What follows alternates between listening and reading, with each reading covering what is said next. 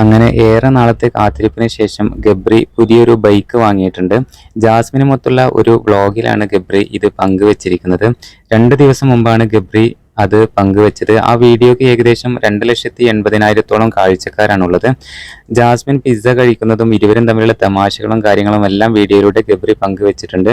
നിരവധി കമന്റുകളാണ് ജാസ്മിനെയും ഗബ്രിയെയും സപ്പോർട്ട് ചെയ്തുകൊണ്ട് വീഡിയോക്ക് താഴെ വരുന്നത്. ഇനി മുതൽ ഇരുവരും ഒരുമിച്ചുള്ള വ്ളോഗ് കാര്യങ്ങളെല്ലാം വരുമെന്ന് ഗബ്രി വീഡിയോയിൽ പറയുന്നുമുണ്ട്. ബിഗ് ബോസ് കഴിഞ്ഞതിന് ശേഷം ഗബ്രിയും ജാസ്മിനും ഓടി നടന്ന് ഇനോഗ്രേഷനും കാര്യങ്ങളൊക്കെ ചെയ്യുന്ന തിരക്കിലാണ്.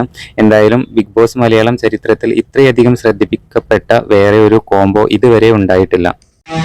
ബിഗ് ബോസ് ഹൗസിൽ ഇരുന്നപ്പോൾ ഇവരെ ഏറെ വിമർശിച്ചിരുന്ന ആളുകളാണ് ഇപ്പോൾ ഇവരെ സപ്പോർട്ട് ചെയ്തുകൊണ്ട് മുമ്പോട്ട് വരുന്നത്. എന്നിരുന്നാലും ഇവരുടെ ഫ്രണ്ട്ഷിപ്പ് ഫേക്ക് അല്ല, ജെന്യൂൻ ആണ് എന്ന് ഇവർ തെളിയിച്ചിരിക്കുകയാണ്. ബിഗ് ബോസിൽ എങ്ങനെയായിരുന്നോ അതുപോലെ തന്നെയാണ് ഇവരിപ്പോൾ പുറത്തും.